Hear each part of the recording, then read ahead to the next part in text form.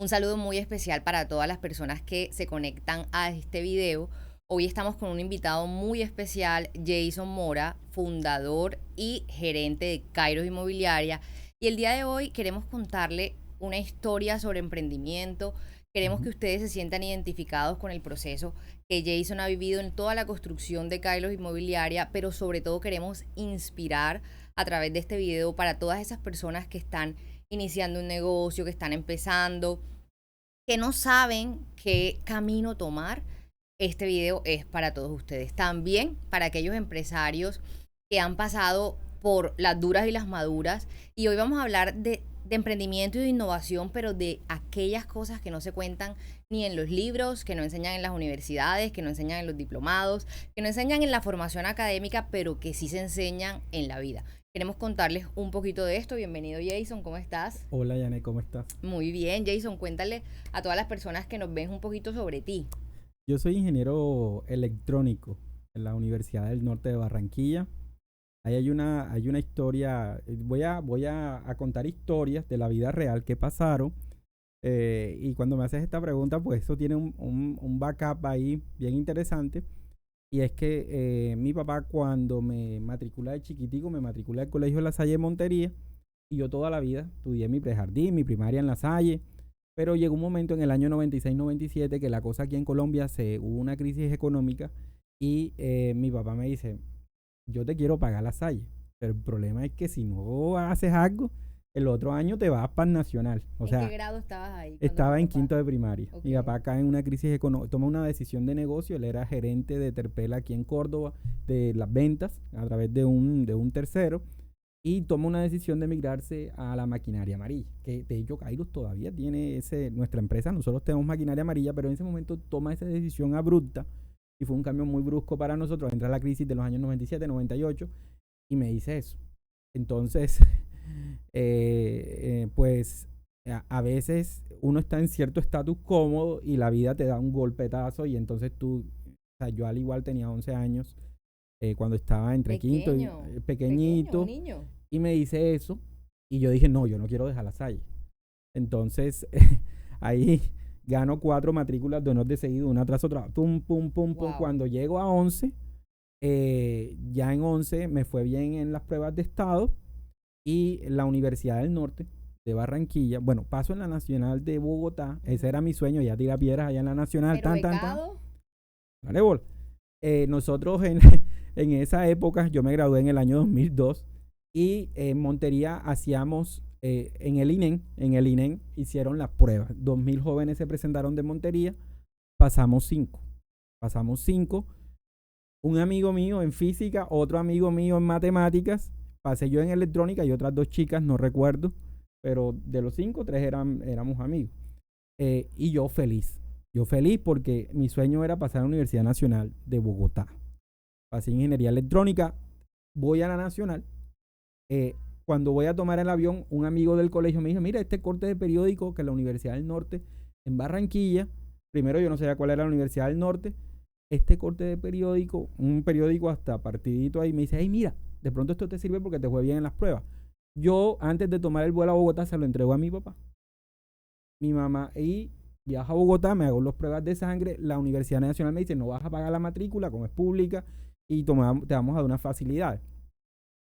Entonces resulta que estando en Bogotá, haciéndome ya la inducción a la cosa, me dice, Jason, de los 800 o de los 800 los 1000 que se presentaron, quédate en el grupo de los 40 de la Universidad del Norte. O sea, llegas del avión del sábado y el domingo tienes que coger Brasilia para irte para Barranquilla. Yo no sabía que era la Universidad del Norte, no quería ir a la Universidad del Norte. Pero mi familia, mi papá se crió en Soledad Atlántico y en Barranquilla. Ok. Él entonces estudia economía en Barranquilla. Mi mamá, siendo de acá, de una vereda que se llama Patio Bonito, estudió en Barranquilla, se conocen y se casan en Barranquilla. Entonces, digamos que tenía parte de mi abuela, Tenía en mi Barranquilla. abuela paterna, que en paz descanse, eh, vivía en Barranquilla y algunos tíos míos, ¿sabe? 9 de los 9 tíos, tenían unos 4 tíos viviendo en Barranquilla. Entonces, en mi contexto familiar, digamos que estaba en Barranquilla y en Bogotá no tenía nadie. Entonces, en la Universidad Nacional, paso, viajo, llegamos los 40, presento las pruebas psicotécnicas, habilidades matemáticas, y cosa, el 24 de diciembre me llega una carta a la Universidad del Norte con la firma de Jesús Ferro Bayona diciendo quedas becado y te vamos a pagar absolutamente todo. O sea, te vamos a pagar. Yo eso lo veo como un milagro de Dios porque de verdad nosotros estábamos bastante, o sea, fue muy duro. O sea, graduarme de La Salle y al recordarlo, son cosas que solo Dios hace, o sea, porque realmente yo no miraba en esa época la magnitud de poder decirle, y mi papá no tenía, o sea, mi papá, O sea, te llegó como un regalo de Navidad, exacto, literalmente hablando no de... teníamos para pagar ninguna universidad, o sea, por Entonces, una decisión que tomó mi papá. Que uno dice, wow, una persona con 3 hijos, ¿cómo se cambia una estabilidad a un riesgo? Pero a veces las personas siguen su pasión y yo no juzgo a mi papá por eso. Pero sí, fueron años bastante, o sea, estudié con mucho esfuerzo. Y bueno, recibo la carta de la Universidad del Norte y aún así quería irme a la Nacional. Por pero, unos ideales, unas cosas. Pero mi papá me dice, no señor, se va para Barranquilla. Yo también entiendo el contexto, ¿no? Porque también tenía familia y dice, bueno, con la familia como que uno se siente un poco más. Y mandar a un pelado de 16 años a enfrentarse a Bogotá, y, o sea, siempre, no todas las experiencias han sido positivas. Y tenía familia en Barranquilla y bueno, llegó a la Universidad del Norte. Bueno, como te estaba diciendo, llegó a la Universidad del Norte, pero, bueno, de los becarios siempre se espera, fuimos 21 de todas las partes de la costa. Y siempre se nos hizo mucho acompañamiento. No, la oficina de bienestar nos brindaba acá acompañamiento psicológico y todo ese tema. Yo soy un tipo muy creativo y no sé si tú sabes, o yo creo que a los que nos ven, muchos de los que somos creativos somos caóticos. O sea, nosotros somos desordenados. O sea, yo soy un tipo desordenado. Eh, y ya te voy a contar cómo he solucionado. ¿En qué vamos a explicarle a la gente eso? O sea, yo soy un tipo. Yo hay soy que un, tener un orden, ¿no? Sí, eso es lo que te iba a decir. A veces, o sea, desde el parámetro de la gente normal dice, no, este man es desordenado porque dejó el zapato aquí, porque los lapiceros los pones al revés. Gracias a Dios mi esposa es una mujer sumamente ordenada, que uno de los requisitos que yo pensé, joder, me voy a casar, tengo que casarme con una mujer ordenada, que sea meticulosa. Pues que yo soy caótico, pero dentro de mi caos, yo creo que los procesos de creatividad, y creo que hay un libro que habla sobre eso, sobre el poder del divagar. Yo soy una persona que divago mucho.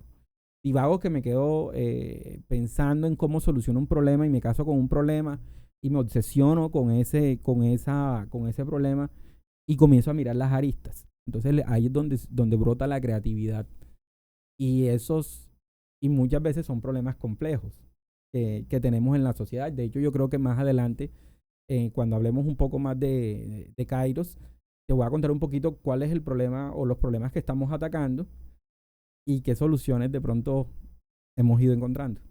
Yo termino en la Universidad del Norte Electrónica. Yo hice una investigación, antes de la entrevista estaba hablando acá con los muchachos que fue sobre frutos de café, algoritmos de visión artificial, cuando ese tema no estaba en el panorama. En 2002 hicimos un algoritmo sobre que era una cámara que miraba frutos de café y decía, este fruto está maduro, este fruto tiene este grado de maduración, este fruto tiene este grado de un proceso previo a eso. Estamos hablando de inteligencia artificial. De visión artificial, exacto, que es lo que ustedes hoy hacen en DALL-E y en ChatGPT. El previo de eso, nosotros ya estábamos trabajando en eso y se hablaba de redes neuronales, o sea, de redes neuronales, que es la base de lo que hoy es la inteligencia artificial. Los transformers que se aplican a las redes, o sea, las redes neuronales es la base de los transformers, que fue lo que Google encontró, y con esos investigadores de Google, algunos de ellos fueron los que fundaron ChatGPT. Y eso tiene un background matemático bien chévere, bien interesante en álgebra lineal, para los que estudian ingeniería. Y entonces bueno, yo hice esa investigación. Mi profesor, él se llama Julián Betancourt, es un manizalita, que es un genio, sinceramente, un genio. Y él fue mi tutor de tesis. Julián me dijo, Jason, mira, investigamos, publicamos nuestro artículo de tesis en 2 revistas, en una de la Universidad Nacional, Y Revistas indexadas, ¿no? revistas indexadas, sí. Mi esposa también, de hecho, mi esposa ha publicado más que yo. Yo he publicado uno o dos, mi esposa ha publicado, ella sí publicó unos 5 artículos en otro, en microbiología. Eh, Me invitan a la maestría, pero ahí se mete otra vez mi papá. Termino de estudiar la ingeniería electrónica Ok. y me invita la Universidad del Norte a través de Colciencia, quédate 2 años más, hacemos la maestría y te vas para el extranjero, para que hagas el doctorado. La Universidad del Wow. Norte nos dice a nosotros, yo te mando a tu doctorado 3 años o te mando al máster afuera y cuando vuelvas nos pagas con el triple de tiempo. Las universidades suelen hacer eso. O sea, te damos 3 veces el tiempo de trabajo. Si te tiras 5 años haciendo el doctorado, te damos 15 años de trabajo con sueldo garantizado. Dije que no. Y a mi profesor le dio mucha rabia.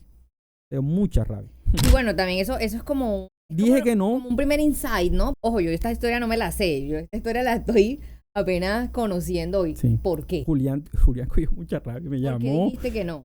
Julián, mi papá me dijo que yo tengo 2 hermanas menores, entonces que no podíamos darme el lujo de después de 5 años.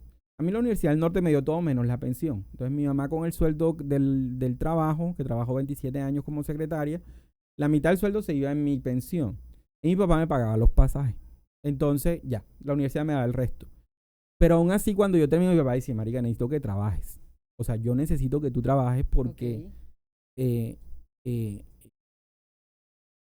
o sea, te me vas 2 o 3, 5 años y es muy mortal para mí. Yo necesito que tú me ayudes con tus hermanos, o sea, que tú me ayudes con tu sueldo o que busques trabajo y con tu sueldo me ayudes a mí. Yo con los años después lo miré en perspectiva y ¿qué te digo, Janet? Y a los que nos escuchan, yo siento que, no sé, fui muy influenciable por mi papá, pero de pronto, y no lo juzgo, eh, porque yo ya tenía 22 años y te voy a contar de pronto más adelante una infidencia. Y al ser el mayor, yo le podía decir, pues yo te pagué la universidad. O sea, yo con lo que hice pagué la universidad. O sea, yo no te estoy pidiendo a ti que tú, ¿cómo se llama? Que tú me mantengas. ¿Sí? O sea, sé tu responsable tú de tus hijos. No fui un hijo egoísta y noble y le dije, ni siquiera fui a la reunión donde me iban a hacer el ofrecimiento. Obviamente mi profesor se molestó muchísimo. Después él se fue a Francia. Mi profesor llegó a la Universidad de Rennes, hoy es doctor y bueno, whatever. O sea que y mi profesor hizo el doctorado en procesamiento digital de imágenes, que es una de las ramas de la inteligencia artificial. O sea, yo potencialmente fuera o profesor universitario o fuera investigador PhD en alguna empresa en Europa, posiblemente. Ese era como mi camino si seguía en el mundo universitario. Que también me alejó un poquito del mundo de la investigación y me dio como rabia. Y te lo voy a decir también. Muchos de mis profesores doctores tenían un ego ni el hijo de madre. O sea, volaban. Entonces yo dije, o sea, yo cuando grande quiero ser como un tipo como esto que ni dan el salud. O que solucionen su problema y entonces tienen un ego allá en las nubes y viven la vida. O sea, eso es una burbuja.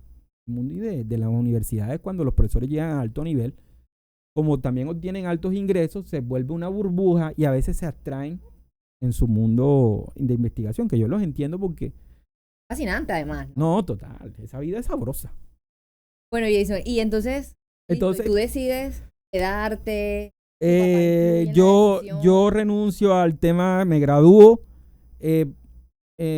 Durante un año hago una fundación que se llama, con unas amigas muy queridas, monto una fundación que se llama, vuelvo a Montería, monto una fundación que se llama Jóvenes Marcando Diferencia. Hoy la fundación está viva, hace proyectos, hicimos una marcha que se movieron casi 1000 jóvenes con unas amigas súper emprendedoras. Luego viajo a Bogotá a buscar empleo. Exacto, a buscar empleo. Me contraté una empresa de ingeniería y servicios petroleros. Duró 6 meses, 7 meses, pero ya yo me había topado con 2 libros. Padre Rico, Padre Pobre, de Robert Kiyosaki, y Una Vida con Propósito, de Rick Warren, que es el libro cristiano más vendido del siglo XX. Es un pastor que dice, no, tú tienes un propósito, Dios te llamó con una misión. Una vez, unas páginas Ya no un Son capítulo por 40 día. capítulos, un capítulo por día. Lo he leído unas 3 veces. Una vez lo leí muy rápido. Cuando lo leo muy rápido, en el capítulo 3 me quebró. Entiendo que tengo una misión y que y me conmovió mucho. Y me doy cuenta que con las bases que da Kiyosaki, porque Kiyosaki, como buen vendedor, en el libro deja los principios, pero yo digo, bueno, están los principios, que compra activos, genera flujo de efectivo, Que el pero dinero no te trabaje dice para ti, que el dinero ok, trabaje para ti, como todo el resumen discurso, del pero libro. entonces tú dices, bueno, ay, ¿cómo lo hago? Entonces eso es lo que vamos a tratar de responder aquí.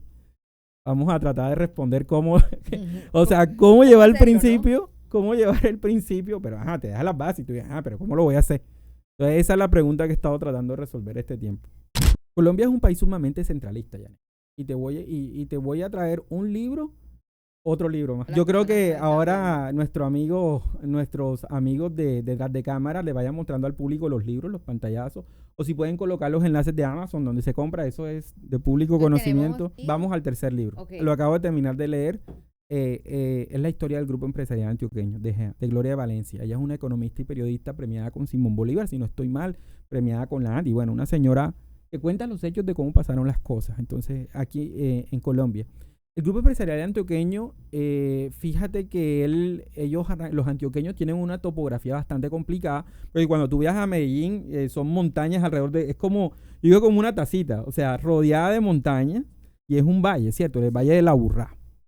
Entonces los antioqueños, a pesar de esas condiciones geográficas complicadas, a pesar de las complicaciones que trae la geografía, ellos hicieron la empresa de ferrocarriles, hoy tienen metro, y las grandes empresas colombianas se fundaron en Medellín. Entonces la economista trató, en el primer capítulo al final del libro, dice que ella trató como de decir, pero ¿por qué pasó eso en Antioquia?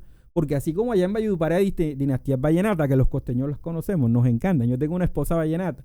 Los Zuleta, Diomedes, los Díaz, Diomedes, los no sé qué. En Antioquia, las dinastías fueron dinastías empresariales.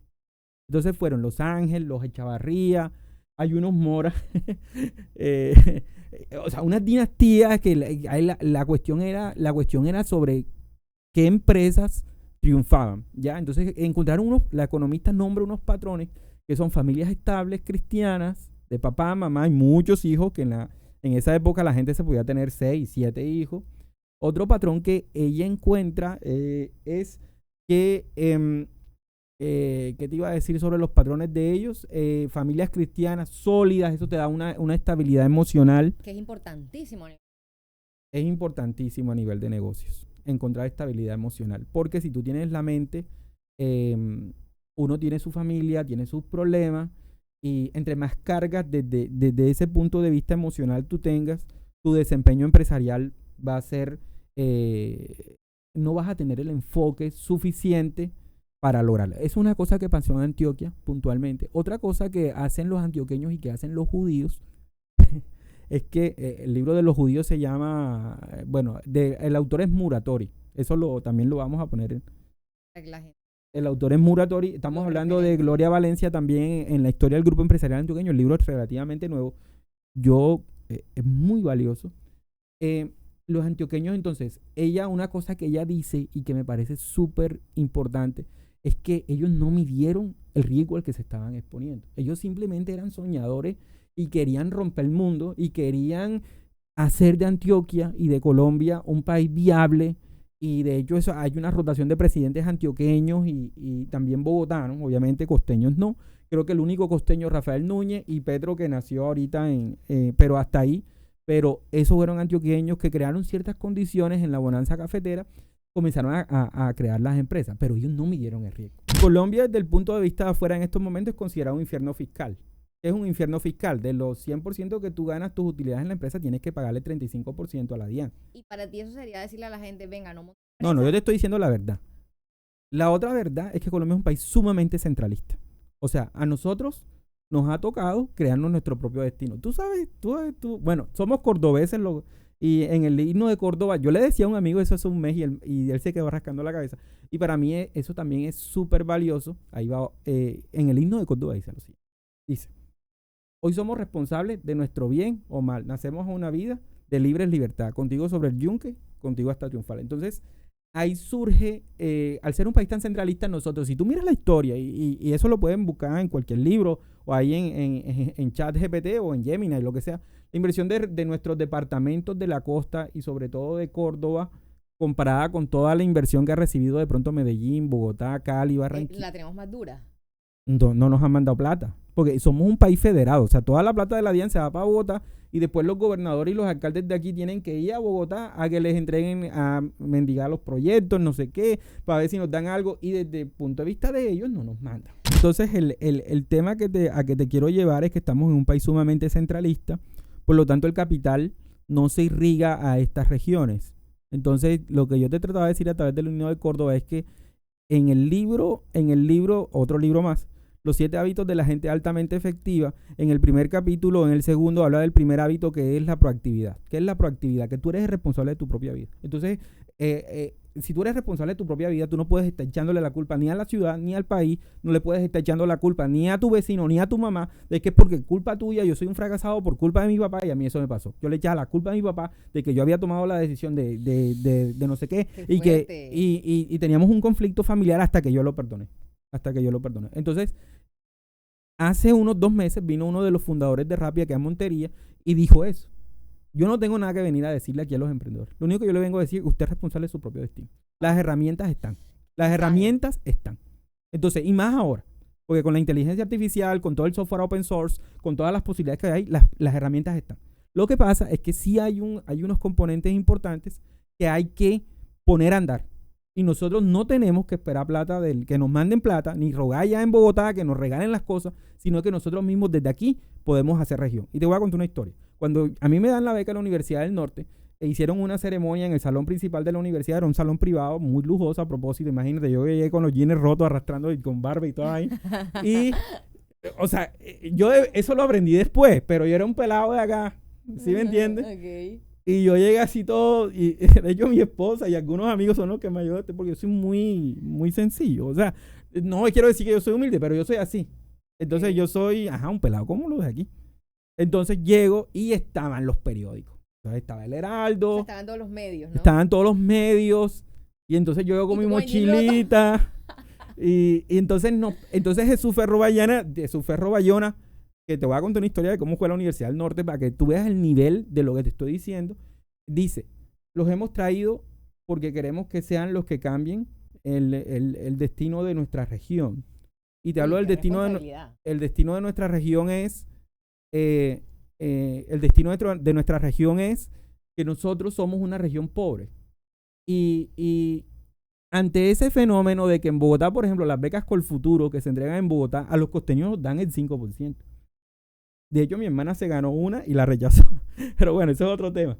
El punto está en que nosotros hemos recibido menos de lo que... Y eso está pasando. En Antioquia mandan más plata a Bogotá de lo que le devuelve.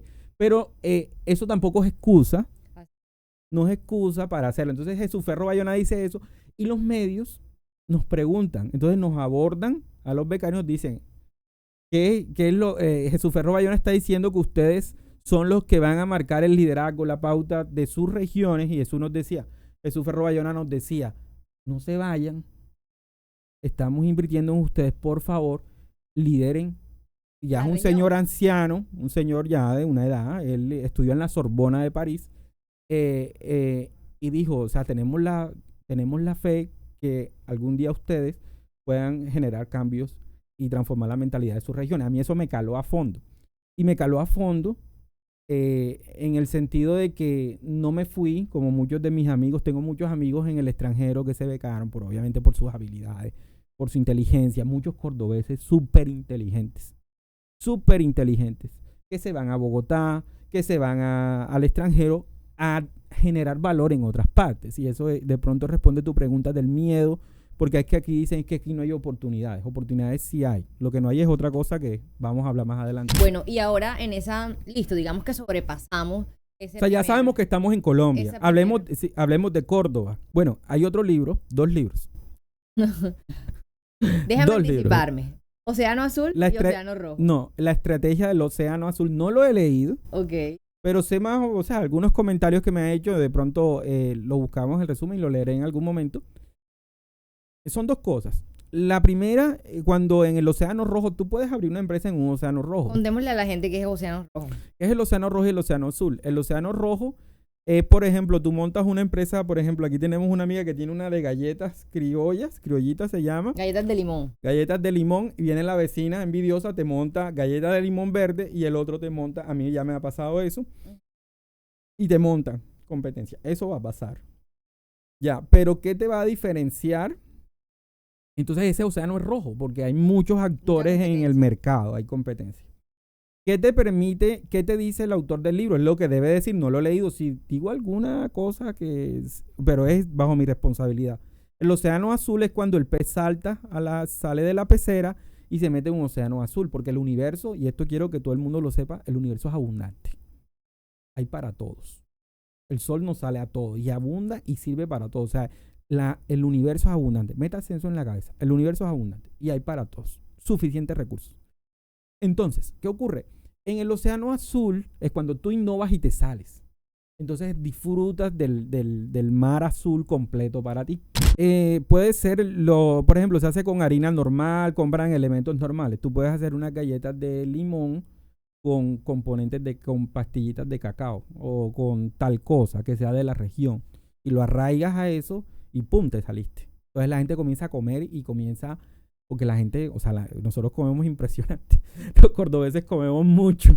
Y comemos mucho. Y el colombiano. Y si tú miras la dieta costeña y cordobesa, el mote queso, el arroz y toda esa, los fritos y toda esa cosa, nosotros somos muy comedores de carbohidratos. Entonces, pero pasando eso, ella puede generar esas innovaciones. También no necesariamente la innovación tiene que ser sobre el producto, sino también sobre los canales de distribución. Tú puedes montar un e-commerce que sale barato, $29 en Shopify, y comienzas a venderlo en otras partes. Puedes hacer innovaciones en los canales de distribución, puedes hacer innovación en los tiempos de respuesta, innovación en marketing, voltear la manera en que se promueve tu producto. Y bueno, o sea, la innovación no es solamente que tú te inventaste, Dios mío, el nuevo computador, sino que tú puedes innovar en los procesos, en los sistemas. Esa palabra es importante, los sistemas. ¿Qué es un sistema? Eso me lo enseñaron en la universidad, que es una caja negra, entrada y salida. Y al medio una función. Nosotros los ingenieros decimos una función, que es lo que